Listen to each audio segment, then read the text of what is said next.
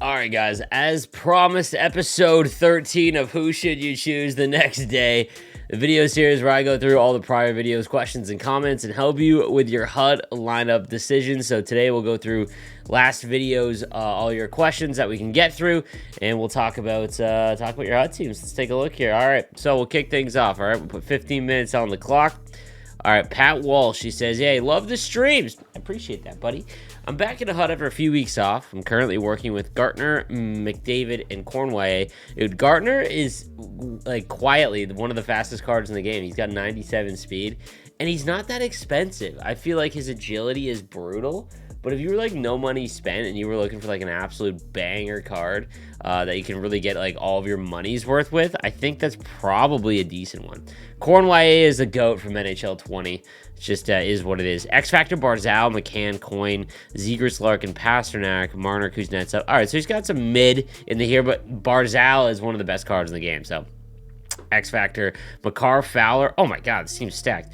X Factor Fox, I would stop. He's not going to win Team of the Year. His cost is too much. Because he's already getting up to like 90 overall. He's going to start costing like 3 and 4 collectibles to go buy one, and he's just not good enough this year. His card is just not it. I feel like I'm mostly honest. I'm waiting for Team of the Year to make a big move and eventually build Team Builder Beagle. I have a lot of X Factors, and they're not fully upgraded, and only Zegras is tradable, as well as Gartner and Cornway.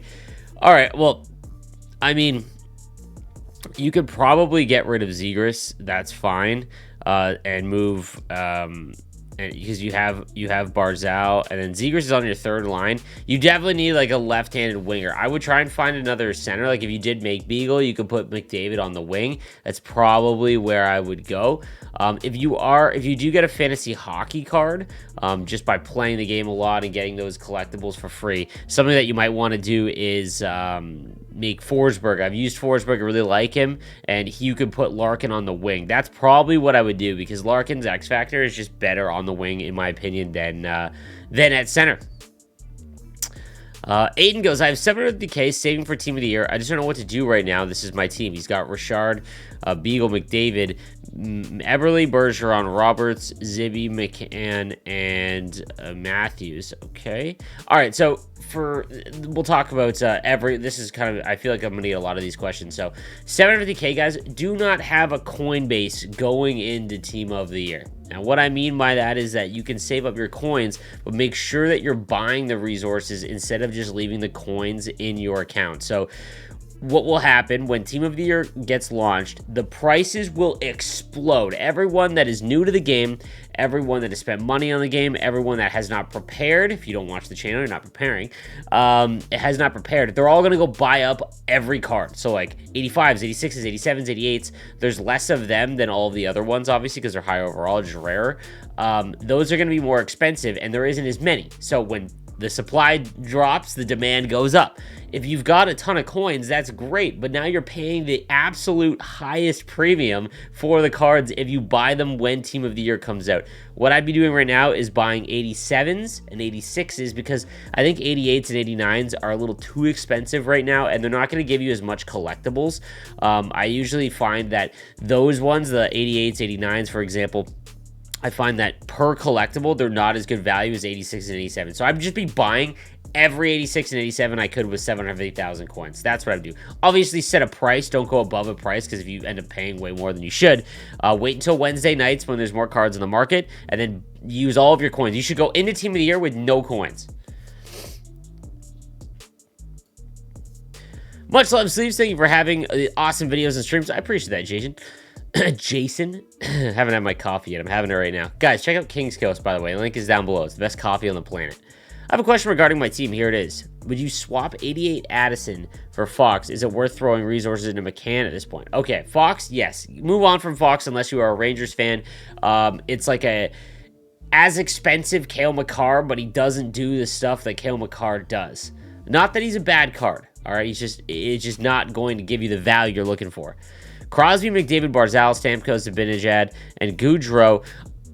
I'm having a really hard time with Gaudreau now, because you're getting all the guys that have truculence. At the beginning of the year, Gaudreau was great. I feel like the meta and the way this game played, not even the meta, just the way the game played, you can't really bump anyone off the puck early on in the year, And he was really fun to use, really fun to make those cuts and spins and all of that. But now I'm noticing that when I have the puck with him, I'm just getting crushed, like absolutely munched. So, you know, he's someone you definitely want to upgrade on, I think. I would swap. If you have held on to the fantasy hockey cards, you're pretty safe to get Addison at 88. On my no money spent team, for example, I went and got Addison because it's a free 88 overall card with 90 skating, which is fine. He plays very much like Fox, so it's not like you're making a, you know, you're not moving up. You're basically making a lateral move. But he is worth, if you can sell Fox, that's what I would do. If you can't sell Fox, there's no point. You might as well just wait, because Kaapo Kakko would be the ultimate prospect one to kind of pop off if he were to hit 99. He's starting to score a little bit. I still see no way he gets 99, but Kalen Ass is a defenseman. He might not score again. So McCann, I would get to 88. That McCann with Unstoppable Force is such a good card. It's wild that they gave him to us for basically free at the beginning of the year. Such a good card. I don't think he's going to cost a lot either, because his 87 to 88 doesn't cost a ton. I would finish him off, yeah. Horace says, hey, dude, based on last year's Team of the Year video, I'll have enough 83s to 88s to make roughly 280 Team of the Year collectibles. Based on my team, is the play McDavid and Matthews or Makar, or maybe all three if they're X factors, plus half the amount also works. Priority is McDavid, as it should be. A sick card. Cheers. So, again, this is assuming Matthews gets it, guys. I've been kind of just like, I have a feeling Team of the Year is a pure marketing event, guys. It is something where they include the players, they send out those skates and all that stuff, and they make it a big marketing event. And I just don't see how you have Matthews basically win every award, have a very strong season, you know, 50 goals, all that stuff, 60 goals, I believe, last season, even though, again, it's January 1st to January 1st, I understand that, but still, and he's kind of like one of the biggest marketable guys in the NHL right now. But McDavid and Makar are just going to win every single time at their position if they keep a position locked. So I don't know. It might stay position locked. I can see both arguments for it, because the wingers, at least you get some new guys. If it's not position locked, I don't see how it isn't essentially Matthews, McDavid, and maybe Draisaitl. Like, I feel like everyone just forgets about Draisaitl and assumes that he won't get it, but I don't know how. Like, he's having such a good season again. And, you know, the only other one it could be is maybe Gaudreau or Tkachuk, maybe. Now, talking about you can make enough for 280 collectibles, in terms of who I would go after. So, X Factor Matthews. If Matthews gets a Team of the Year, guys, 100% cop. That is a immediate buy, because he will always get high cards very quickly. It's not like you're waiting. Barzal, for example, like, he's having an okay season, but he's not going to get enough prime times and Team of the Weeks and stuff like that to consistently go up. Whereas McDavid, he gets 4 points every night, so they can essentially give him a prime time or Team of the Week every game. They don't, for whatever reason, but they want to keep his overall low, but he's going to get it immediately, right? Same with Matthews. Matthews is the exact same kind of thing. So Matthews got it, I would get it. McDavid, 100%. After that, in terms of defensemen, like, you've got Seabrook and Gardner, great. Makar, you've already got it 90 overall, 100%. The reason why it's so impactful, guys, is that usually if you have the X Factor, well, I say usually, but just last year, if you have the X Factor maxed out, there should be a trade-in where it cuts about the cost in half for the Team of the Year card. Now, if that isn't the case, and they don't do that this year, EA loves to change things up. So bear with me here, but I don't see how that isn't the case for this year. Makar would 100% trade in as well. The other one would be Yossi. It's all going to depend on... I have a feeling Yossi's abilities are going to be cracked. Like, they know what the good abilities are. For anyone that doesn't know, they have a percentage. Like, I don't want to talk about the AP thing, because everyone thinks that, I'm the one that orchestrated it all. But they have a list of, like, the percentage used, right? I would love to see if they can make it public. I don't know why they wouldn't, but they can see how many people are in the percentage of the player base activate, like, Wheels or Unstoppable Force and all that kind of stuff. So they know the abilities that people want, right? I can't see them giving Yossi Send It, because that's his X. The reason why his X Factor is so mediocre, it's not because it's not a good card. It's just abilities are pointless. Like, they're not good on Yossi's card. So if they gave Yossi, like, I don't want to see truculence because he's not a hitter, right? And I think you have to keep it true. I don't want to see just truculence on everyone. But, maybe gold elite edges or even seeing eye, I kind of liked this year with the tip meta. Something that would make him fun to use. That would be really good, and I would maybe make Yossi as well. Shesterkin, no. I don't know. I mean, unless you're hut rich, am I making Shesterkin? There's no way that he doesn't get it. And then it depends on the other ones. But for your team is stacked, right? I would 100% make Matthews, McDavid, and Makar, though. That was a really long-winded answer. I apologize. Hope I answered everything. Ardon says, hey, Sleeves, thanks for these videos. Always so helpful. I'm free to play, and I can get to 11 wins and champs consistently, but don't have much time to play except from that. I have approximately 100,000 coins and 200k more invested in base icons, 84 and 85. I'm slowly closing in on Jokinen's team builder, but should I wait for team of the year first, even though I don't have a lot of resources? Okay. 100k coin, 200 more invested in. I'm slowly closing on Jokinen's team builder.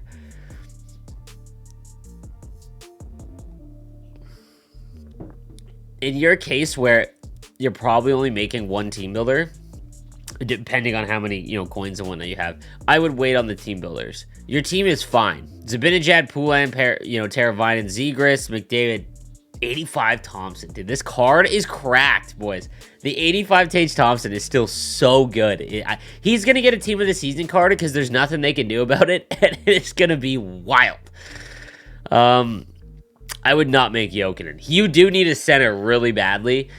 But what I would do is maybe throw in some spreadsheet hockey cards that are very cheap and just get Bergeron and slowly upgrade him for free. That's probably where I would go. Because the team builders right now, wait until after team of the year. 86 Beliveau is a W to upgrade. He's not bad. Very good size, decent skating. I just don't it's going to cost you a lot soon once he gets into the 90s. So, if he's tradable, I would sell. If you get 11 wins and champs, you can. It's whatever because you get so many collectibles, anyways. Should I keep or sell Fantasy Cider and Moser before Team of the Year? Wait until. Oh, so Gabriel knows. Wait until they score a goal. If Moser goes up or Cider goes up, you'll see people will always want the new hotness, right? I've been saying this with Fowler, but I'm just too much of a wuss. I won't do it. But every time Fowler scores, I'm like, okay, now I'm gonna sell him because he'll go for 1.5 million. Now he's up to 92, and I'm just like, oh, he's 92 overall. I don't want to get rid of him. I would The problem is that because Team of the Year has been going on for so long now, this is the problem when they do the same things over and over again, right? It's like everyone knows what's coming, right? It's because everyone knows what's coming. It's like they're a lot more hip to not making, bad decisions, right? So I would probably, but I mean, Cider, you should be able to get 800k for him, I would think. I would wait until right after Christmas Day.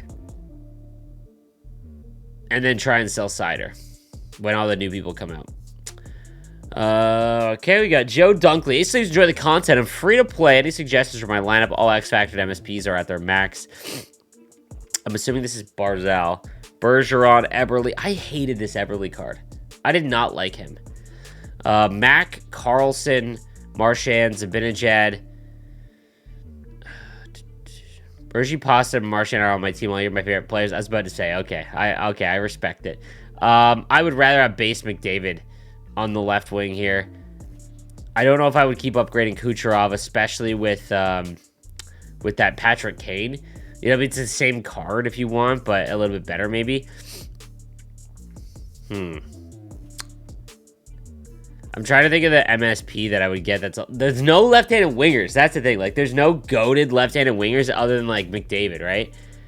I would try and do another X Factor set to try and get McDavid. That's where I would start. Byram, Letang, Green, your team is great. Your team is very good. I just some of the players Carlson. I'd rather have Bergeron, right? Or Forsberg. Zibanejad, I haven't really liked him as late because at the time when Milestones came out, there was no good centerman, and he was very good. But now, because there's a few, I'm not a huge fan of it now. All right, Mikey says, hey, Sleeves, been a newer and consistent viewer. This is the first year I've invested time into Hut, and I'm aware I've made some mistakes in being inefficient and spending some research, but here's what I'm at so far. Dude, thank you. Welcome into the community, man. I'm hoping that you enjoy the content. So he's got McDavid, Oilers Gretzky. Dude's first year, and he's got Oilers Gretzky, one of the rarest cards in the game. Look at you. Zibanejad, Teravainen, Poulin, Barzal, McCann, Nieuwendyk. So what I see here is you've really spread things out. So you've went and made a lot of MSPs, but you're not upgrading the full. Whereas what I would do is maybe not make so many and focus on one or two. Like Solani, I would stop upgrading Solani because there's so many right-handers out there now that I would go elsewhere. I like the Nieuwendyk. This is solid. Nieuwendyk's a good meta card. I mean, you're learning, bro. For someone who's his first year in Hut, man, you're learning. Got lucky with 75 gold player and got Gretzky. A bit low in coins at the moment as I've experimented with some cards. That's the thing, man. At the time, I thought loan cards were so dumb. But like, man, like I just miss them now because for making content and just trying out the cards, it'd be so good. Also, I don't know if your lineup is meant to be like this, but I would swap opposite-handed wingers. Put McCann at center. You have a lot of centers. McCann is so good at center, though. Yeah, I would hyper-focus. I would bail out on Solani. I would upgrade McCann to 88, put him at center. And I would upgrade Barzal. But I wouldn't go any further with Zibanejad. Yeah, I wouldn't go any further there. And wait for... Man, I just don't have good left-handed wingers for you guys that are at, like, the high end, right? Like, you can go and get some ones in the middle, but, like, all of them are under 6 foot or 6 foot and slender. Like, Reichel, if you're going to make one, like, Reichel was really good. I noticed Reichel. Vrana, I did not like, guys. I'll have a video out today going over my thoughts on Vrana. He lost the puck every time the wind picked up. So, but that's where I would start, my man. So, all right, guys, that is going to do it for this episode of Who Should You Choose. I will be back tomorrow morning to answer more of your questions. If you want to make sure you get your question answered, make sure you are subscribed with notifications on to get that question in. All right, I'll see you guys tomorrow. Have a good one.